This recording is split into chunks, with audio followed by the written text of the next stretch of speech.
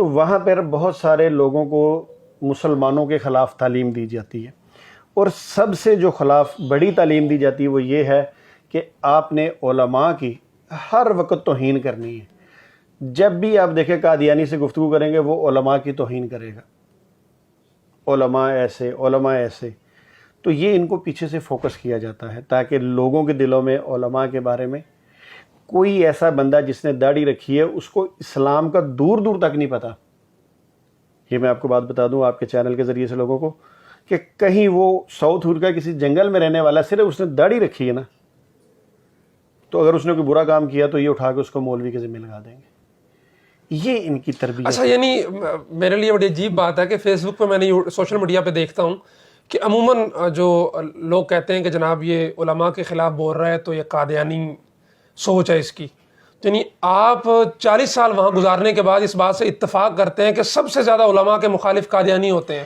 یہ قادیانی، میں کہتا ہوں اپنے تمام مسلمان جو ہمارے سننے والے ہیں میں ان سے ریکویسٹ کرتا ہوں کہ علماء کے خلاف ایسی کوئی بات نہ کیا کریں۔ علماء جو ہیں وہ حدیث کے مطابق اس دین کے وارث بھی ہیں۔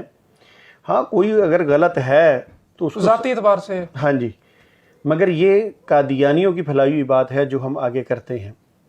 تو قادیانی تو کسی مشن کے تحت ہے نا کہ قادیانی، یہ ابھی مرزا مسرور جب خلیفہ بنا تو اس نے اپنے لوگوں کو اجازت دی باقاعدہ کہ اگر اس امت مسلمہ کو گمراہ کرنا یعنی قادیانی بنانا ہے تو سب سے پہلے اس امت کو اس کے علماء سے دور کرنا پڑے گا۔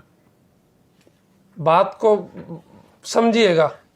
اب کیسے دور کریں گے؟ امت تو علماء سے محبت کرتی ہے، ہر بندے جن کے علماء ہیں جو بھی ہیں وہ اپنے علماء سے محبت کرتے ہیں۔ اب کیسے ان کو دور کرنا ہے؟ یعنی تفرقے بازی پھیلا کے، علماء کے خلاف باتیں کر کے، مختلف سوشل میڈیا پہ غلط ویڈیوز لگا کے، کانٹ چھانٹ کر کے وہ آگے پیش کرتے ہیں۔ تو میں اپنے ناظرین سے کہوں گا کہ یہ قادیانی روش سے باہر نکل آئے۔ یہ قادیانیوں کو پراپیگنڈا ہے اور ہمیں ان کا ساتھ نہیں دینا۔